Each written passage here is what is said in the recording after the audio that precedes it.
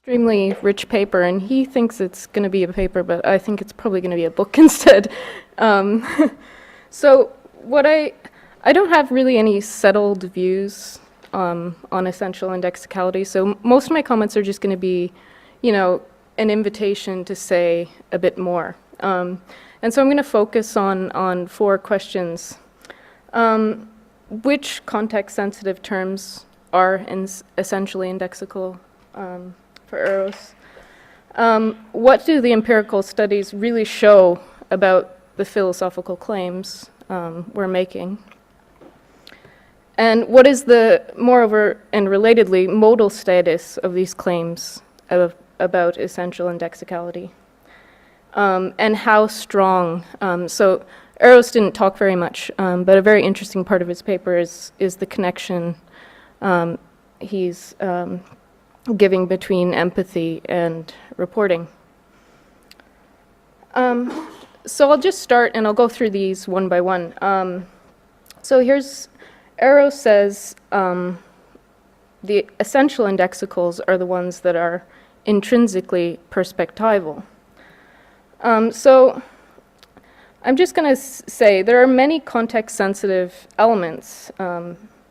So in expressions, for instance, like I, here, now, there, that, we, home, tomorrow, smart, friend, a lot, might, and Jen, for instance. And each of these exhibit significant contextual variability. And what I want to know is which ones of these are essential indexicals.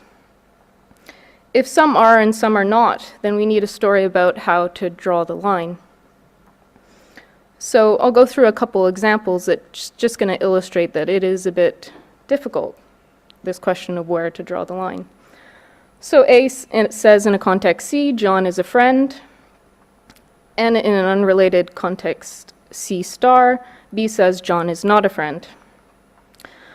So both can speak truly.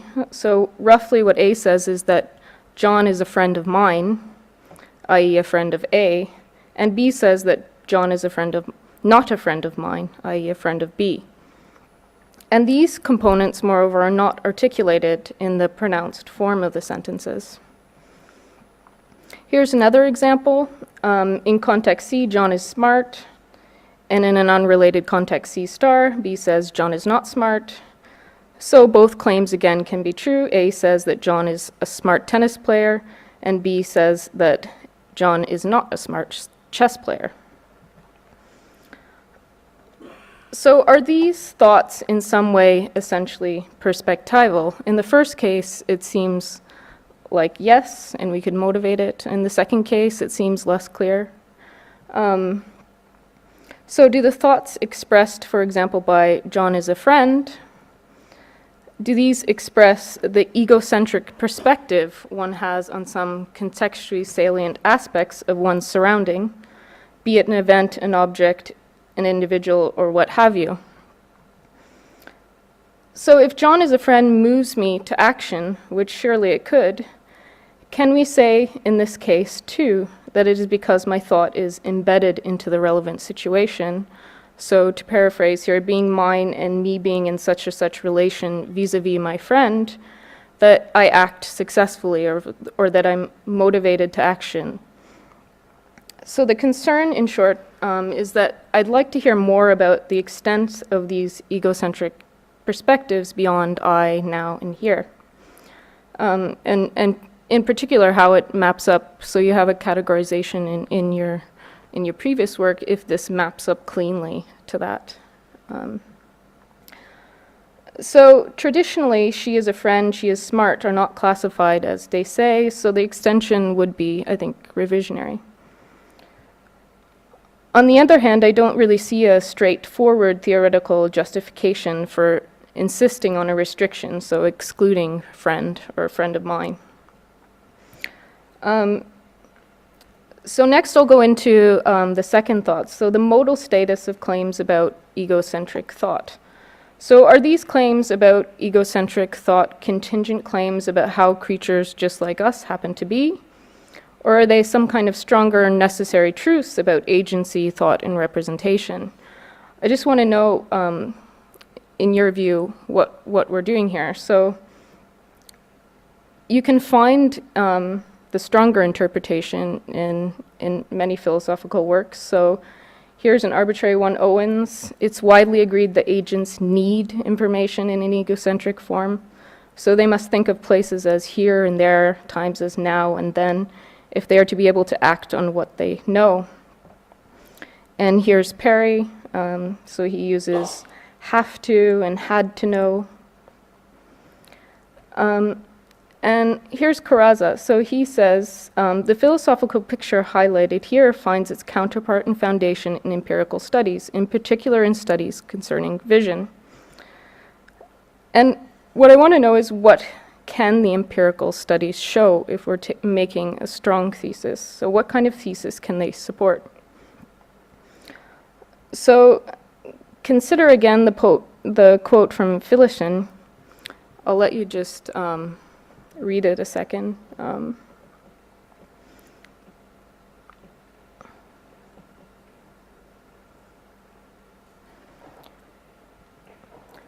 So if this is an account of a contingent feature of our visual system, then nothing like the stronger thesis can be established. I think what can be established is something like this. Agents with visual systems that work like those in human beings and live in a world like ours need information in an egocentric form. And this leaves open the idea that if we fix our vision or hearing or smell, the claims are no longer true. It provides no support for the idea that this is a necessary constitutive feature of agency and cognition. So I think claims like this need to be understood with caution. So the thoughts an agent has on his or her surrounding that guide his or her action are intrinsically perspectival without them having to articulate indexical representations. So we have to be careful how we read intrinsic, about, in particular, whether or not what modal force that claim has. So maybe a weak reading is the right way to understand the central thesis of essential indexicality. If, however, philosophers in Eros want a stronger thesis, then I'd like to hear more about the relevance of the empirical studies. So I just wanted to say, so a really great part of Eros's paper was about the connection between empathy. And I wanted to invite you to say a bit more. So he has an example, and basically the underpinnings of our ability to third-person report and grasp the perspective of others is supposed to be grounded somehow in empathy. And I'm wondering how strong the connection is. So if we're to understand the strong claim vis-a-vis the connection between empathy and the intuitive sense and reports, I'm not sure I would say that the speaker is empathizing. So the example is Mary thinks that she herself will visit London, and here the narrator describes Mary's state of mind from Mary's perspective, and in that case the speaker is supposed to be empathizing with Mary. And I wouldn't really, at least intuitively, want to say that the speaker is empathizing with Mary, but rather, if one wants reporting from from Mary's perspective. And what I was thinking is that you could draw a bit of a less direct connection between empathy and perhaps say that a more general capacity of taking another's perspective evolved from the capacity for empathy, so the connection is a bit less direct. And how does this, a way to bring this out is to think about how the account would handle embeddings and negation, for example. So if you have a report, Mary doesn't think she herself will visit London, is the speaker there empathizing with Mary? John thinks that Mary thinks that she herself will visit London. Is John empathizing with Mary or the speaker or both? I think there's things that sort of need to be worked out here. So that's all I have.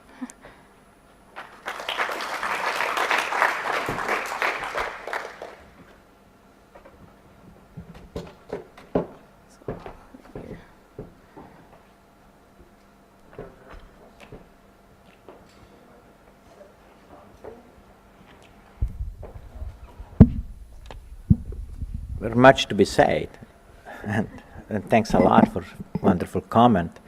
Well, I don't know I was particularly interested or having tried to have this kind of strong modal interpretation. I was thinking a modest one will suffices.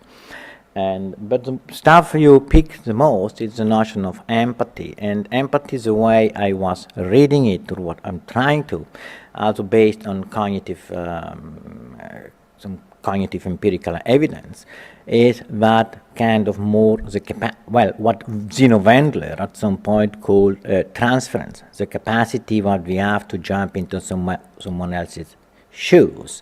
And I say, which kind of capacity is a capacity which, based on the notion of mimicry and empathy and so on and so forth, is also a capacity that enter when we engage in mind reading. And so we got some empirical evidence on this aspect, and they say, this kind of stuff on mind reading, the capacity we have to mind reading, is what helps us in order, or at least guides us to do or in some to characterize some report involving, or so-called décès report, when particular report involving quasi indicators or logophoric pronoun, and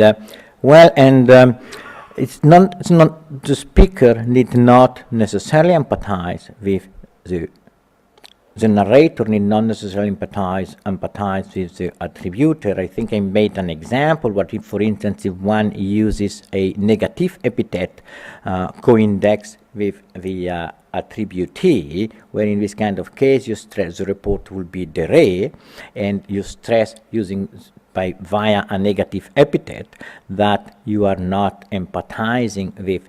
And also there are some linguistic data concerning what, now I didn't mention here, and don't ask me to get them out, but I can send them to you. There are some linguistic data saying what, using the notion of viewpoint or empathy, and empathy here I mean more cognitive empathy, and I don't, it could also be called sympathy, I don't want to have a strict clear-cut distinction of what empathy is.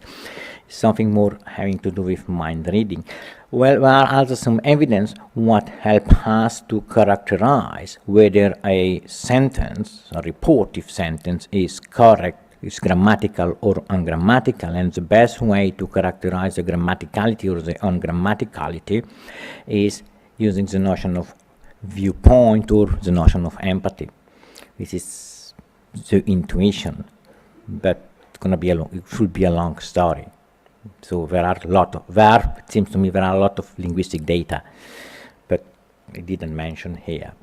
And one of the interesting points you raised, very interesting actually, is about, how do we drive the borderline between what so-called essential indexical and so on, because you got some people called contextuals, like Richard Vallet, like local, enemy, friend, foreigner, imported, and so on and so forth.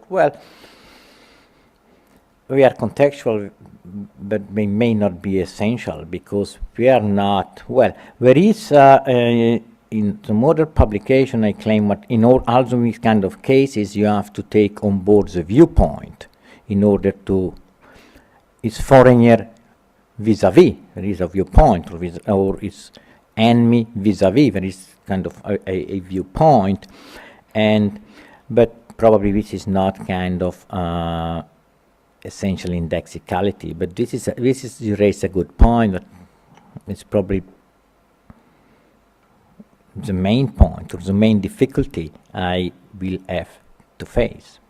This is a very good point. And the other, all very good points you make, but this is where to build the boundary. But if you just focus on the notion of agent-centered behavior to describe basic action, I would think, this is pretty much the given. It also reflects the phenomenology. You can be described from a phenomenological viewpoint. So you got I here and now, which captures to account the egocentricity of the agent, And these are what I was pretty much insisting more, and these are what I guess this kind of notion of viewpoint can cash out. Well, they are intrinsic, or it's latent. It doesn't reach the reflexive mind, but we can reach the reflexive mind. We act at the automatic mind, but we could reach a reflexive mind as or via ad or qua ad hoc concepts, and so on and so forth. But this is a good point. So I stop, think what other people have more interesting thing to say. So it's time now for everybody. So remember that this thing is being broadcasted, so we need to talk on the mic. I don't know if there's anybody out there. Maybe you can email or something telling us how we look like and if you understand anything. So please, take the mic, please, to Marie, then Herman. Eros, thanks for the paper. And while I like the idea that one's singling out objects in a kind of Polish-like way, I've got worries about using that in the account of how you get to have semantic values for the expressions that you're using in your utterance. So, for example, in the Donnellan-like case, it would be very weird if we're using this very low-level visual system that allows us to keep track of objects without actually knowing very much about them. If we were using that and then suddenly producing a description, because the description we produce, if it really is supposed to be a sort of addition to something pre-intellectual, non-conceptual, could be just about anything. But remember, when we've got the Donnellan description, sure, the referent doesn't satisfy every element of the description, but it's still got things that do, like drinking, like, the man, and so on. So it would be a problem if there was no guidance as to how you try to pick out the kind of object that you're referring to. That's one thing. Second thing, if there really was something non-conceptual that was the referent, something that I can't even reflectively think about in any way, how would that combine, that non-conceptual element combine with the rest of the conceptual content in the semantics of the sentence? So I'm saying the man drinking champagne is acting suspiciously. You would have this thing picked out by my visual system and then acting suspiciously. It's kind of funny that we'd have something non-conceptual so perfectly right to be combined with something that actually is intellectual and conceptual. Thank you. That's a good point as well, but one way to understand Donnellan, or at least I'm not sure I'm right, you say what when you use a description in the referential way, or even when you use a proper name, because you say referential use of description go along with proper name, so you assimilate description with proper name, in particular with Russellian genuine name, say, well, the description is just roughly a tool to single out an object on which we predicate something. So you got the second part, the man drinking martini, pick up the guy or the girl, and I say is acting crazily or whatever. So you got also this other part of the sentence which help or comes in order to spell out whether what you said, what you end up saying, or in terms of singular proposition, you got an object into the singular proposition. The description is just a way, or this used referentially just a way to get an object into the proposition, and after you got this other predicative part, and this other predicative part which make the proposition or what it says, the Kaplanian content, being either true or false. But the basic idea, for me, it was, well, you got this kind of relationship between the object and the perceiver, and, well, using Pilishin, you got the object which somewhat itself impinges on the mind, And once you got the object in the mind, you somewhat, with some way, you try to spell it out and so on and so forth in order for a communicative act, make an assertion, and after this mind, when you single it out, you can say, you can attribute to him here relevant properties, and what ends up being true or false is what this man, this the referent, satisfies the properties by acting aware or being Mary's friend and so on and so forth. Yeah. But you're not dealing with the first part of my question, which is, look, in keeping track of, say, a number of different moving objects for Polition, maybe we can have 7 or more, you can't even tell what color they are, right? You're able to keep track of them, but you've got very little information because it's so early in the visual processing. But on this account, you don't just say, okay, I've got some object, God knows what it is, and then I'm predicating something of it. You're predicating something of it precisely because it's a man, they're drinking. You're using, it's not quite like using a tool which is just an unexpurgated tag. The description, although it doesn't exactly fit, is picking out categories of things. It's very unlike the kind of non-conceptually located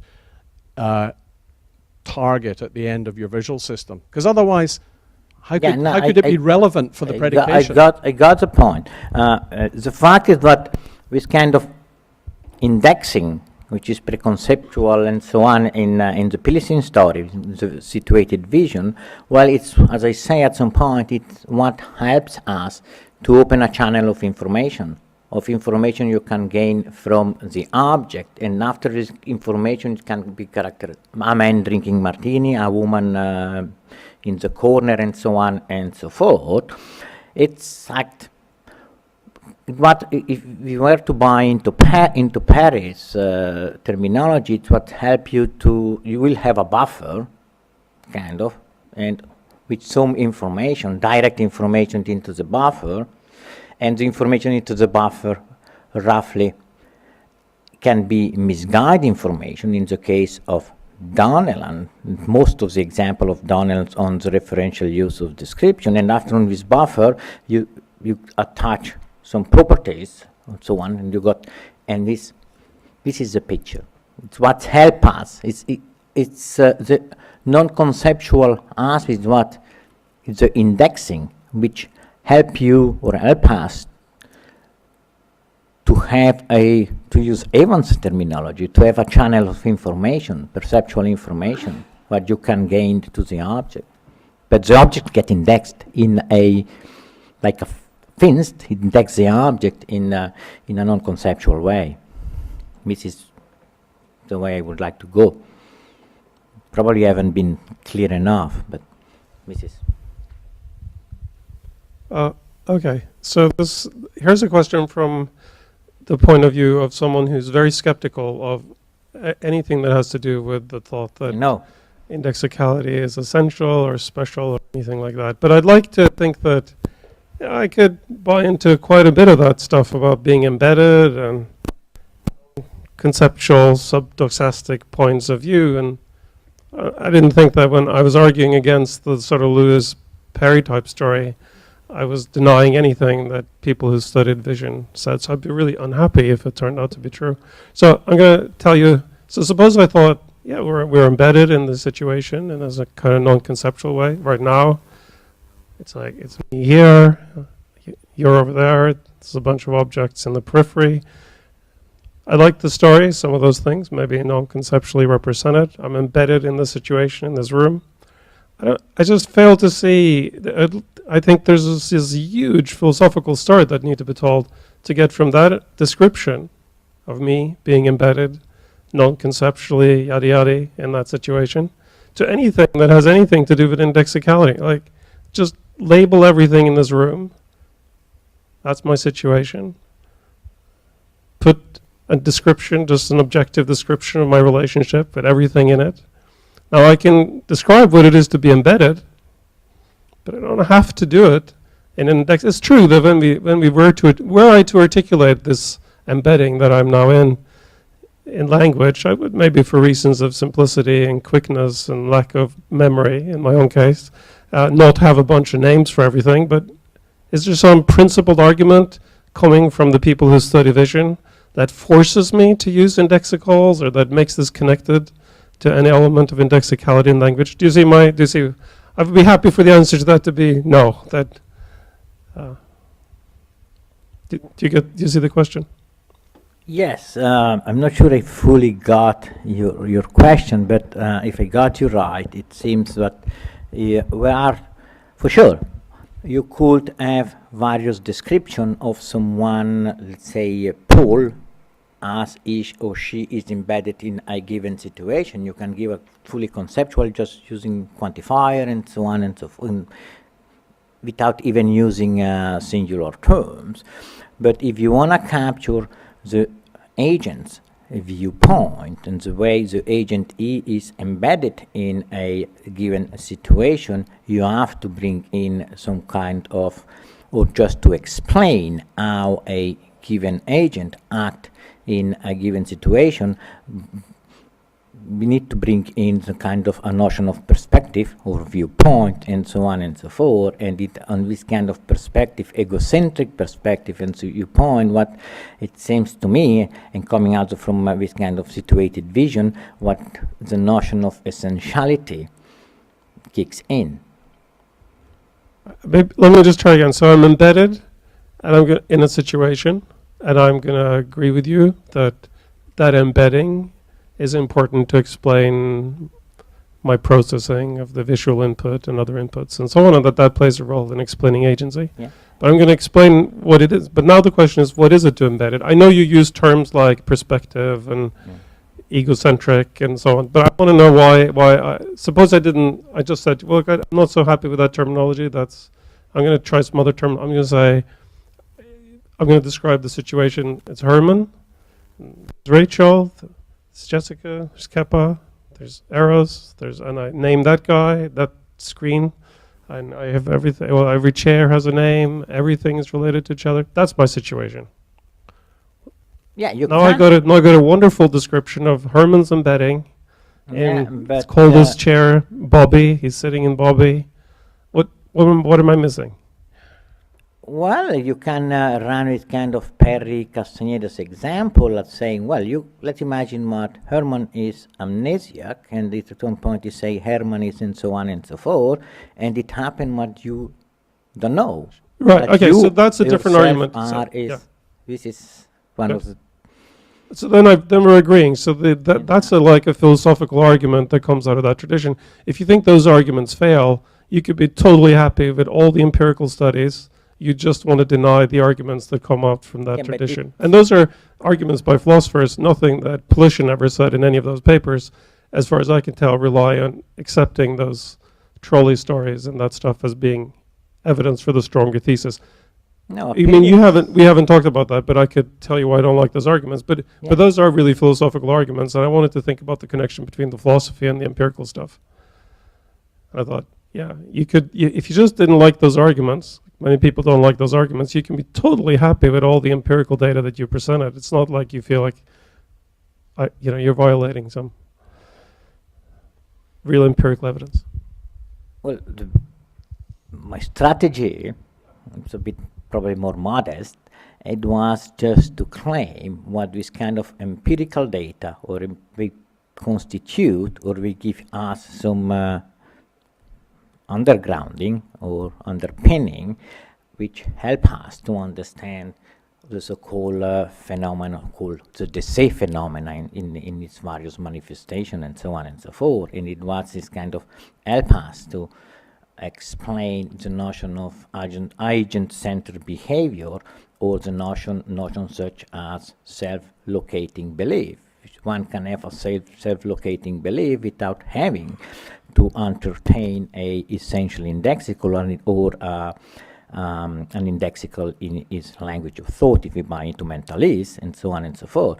But the way to capture this kind of and it's here when I bring in the notion of ad hoc indexical and using the duplex mind, the automatic mind and the reflexive mind, which seems to me to be, at least as far as I know, I'm not such a big or huge expert on empirical studies, nor in psychology, but it seems to me at least we somewhat give us some good empirical base to explain the phenomenon of indexicality, in particular of the DC, and and also I think what sometimes, this is a methodological question, sometimes we have, philosophers, we sometimes we don't like much, but sometimes we have to dirty our hands and to go out to see what psychologists and so on and so forth, and scientists do, and because, well, at least we would like to have our picture to match what reality is, what the psychologist or the cognitive scientist. And also the hard question at some point, what the neuroscientists tell us.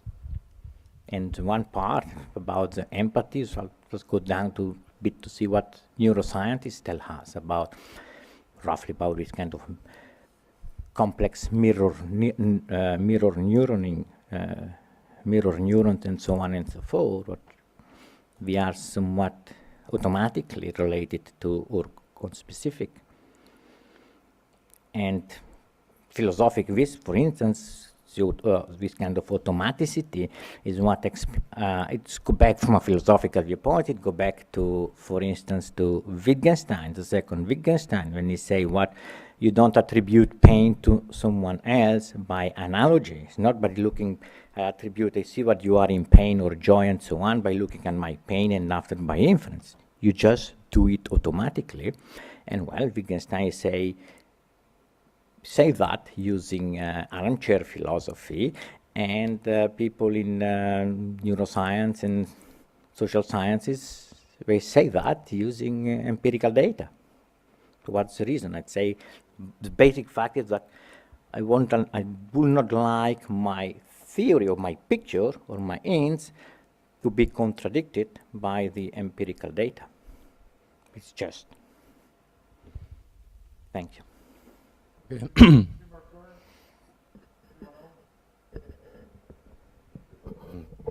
Thanks, Eris. I was also interested in going to this Pelician stuff about the direct relation to the object when you're cognitively embedded and you're not relating to it by means of a representation, but rather it impinges on you. That's not so easy to refute such a view. However, there are certain analogous situations where this picture doesn't seem to apply so easily. So what I'm thinking about is online interactive virtual reality games. You're probably familiar with, or you know of such. I should ask my kid. Yeah, I know about that because I don't know much. I'm sorry, but so there are these. I know we exist. Games where kids can play. They sit at different screens, maybe miles apart, and it's simulated so that they seem that they're taking part in the same scene, and it changes as they move in a way that's completely analogous to as if they had been moving in physical reality.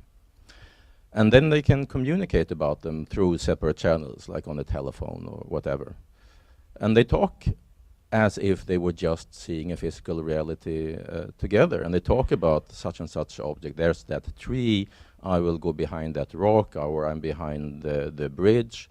The guy, I will try to nail him there, or you can divert him, and so on. So it seems from observation of how they react, that they are relating to that virtual reality as if they were in a real physical reality. But there is no object there. There's at least no object that is anything like what they perceive in the ordinary sense or conceive. So it would seem difficult to say that there is an object in that case that impinges itself on them if that object is anything like what they normally perceive as physical objects. It would be difficult to say that this knowledge they have is something that does not go via representation. So either the Pillesian picture is just false, or something very different is going on when they are interacting in virtual reality, something cognitively very different, Yeah. which is also not so immensely plausible, I think. I would probably say what's going on is something cognitively different, and is something what rests on probably on pretense. The child is already, well, in his development, when the child start to play psychological development, when the child can start to play, we already master a lot of mind reading concepts, and we are capable of pretend to get this kind of, you know, along Walton and people like that, you got a pretense game. That doesn't get you very far, because that doesn't explain how there can be apparently shared objects that are not physically available to them in the way that ordinary physical objects are. You can share a pretense with someone about the physical objects that are available to both of you, but this is not the case in these situations. We cannot. There is no object there. Well, we cannot, some of this game, probably we can have a joint action. You are both playing with this kind of jumping around. I'm speaking of something I don't know, huh? But we probably play and jumping around and let's kill this character and so on. And there is a character in whatever, in the game, come out on the screen. There is a joint object. An object we can jointly attain. They are not looking at the same screen. There is nothing that appears visually to both of them. They are not vision? I know which kind of game you don't use it when each of them are using vision, but there is no shared visual scene to them.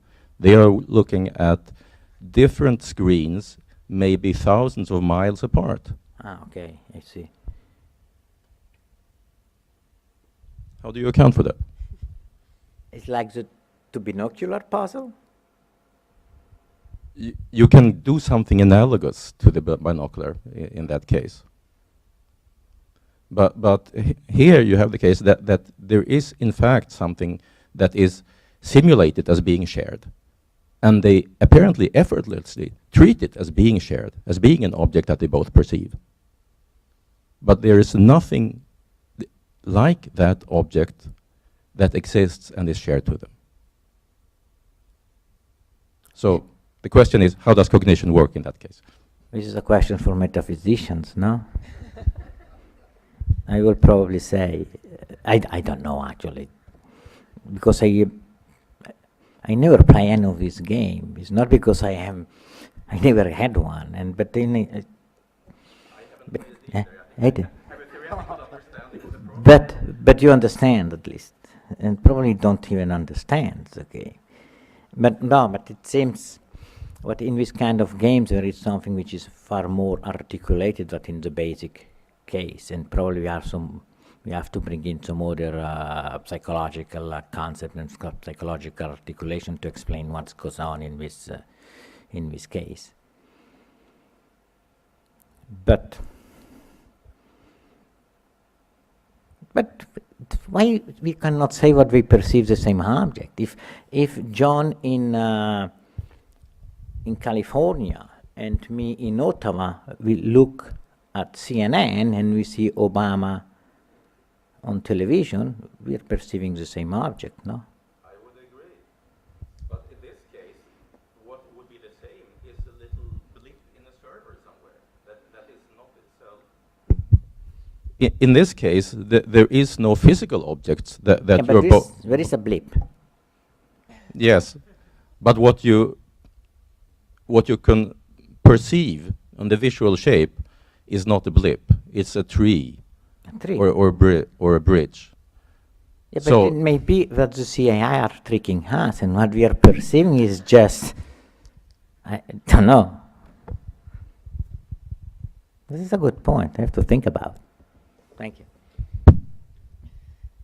Okay, so my question is about the idea of having these fints as cognitive underpinning for Donnellian having in mind or Russellian acquaintance, and I guess so I think it's an interesting idea. I was a little bit. It seems to me that at least probably both of them, but at least having in mind seems to me to be a broader notion than the purely sort of immediately visual. So I could have in mind Aristotle and accidentally refer to him as Plato or some description that doesn't fit him, something like that. And these kinds of things I think still fall under Donlan's kind of case, and still involve the notion of having in mind. And I wonder if you see potential for this cognitive underpinning to expand to cover cases like that, or if it would entail sort of treating them as not quite the same kind of phenomenon. I guess there are similarities and differences in the case, because at least Donnellan, when he speaks about the referential use of definite description, most of the examples were through perception, direct perception. So you are acquainted. Well, and when he assimilate proper names to the referential use, well, the notion of acquaintance, and here it's a big debate whether and how far we can stretch it. Am I acquainted with Aristotle when I use Aristotle or not? And I have Aristotle in mind because of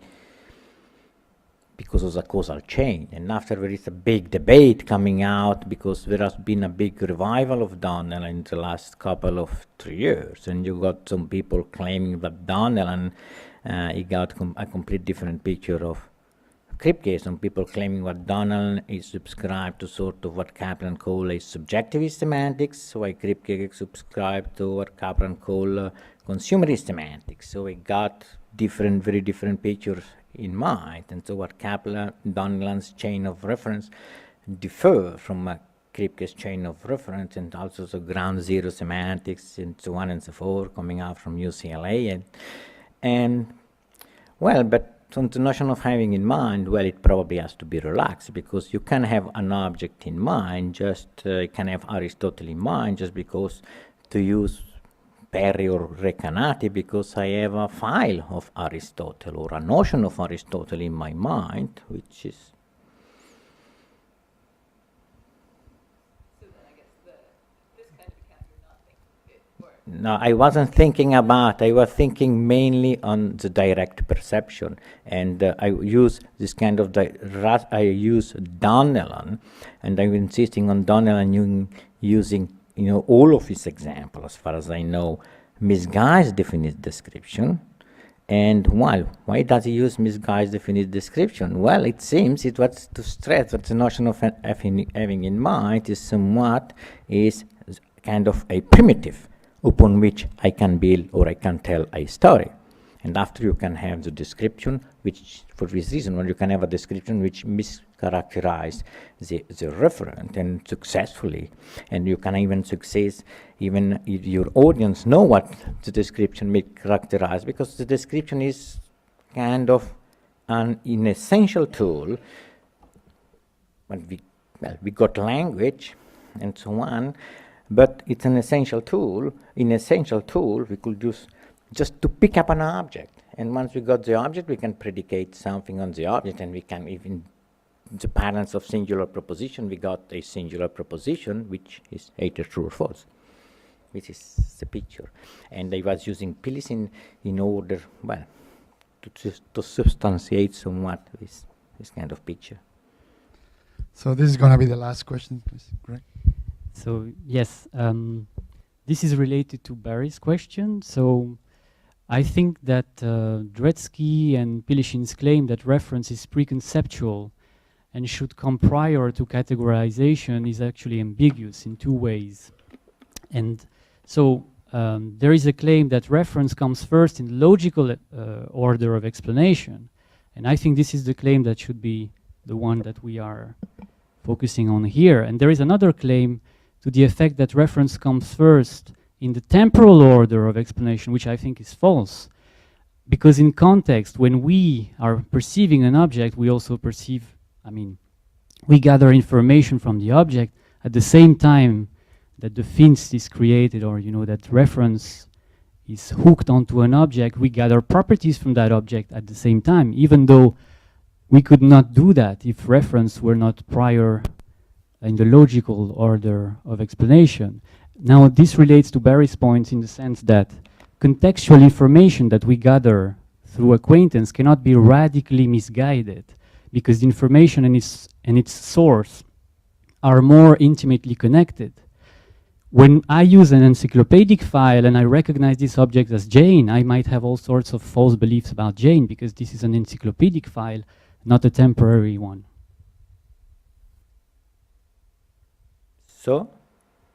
So I think that we should distinguish these two.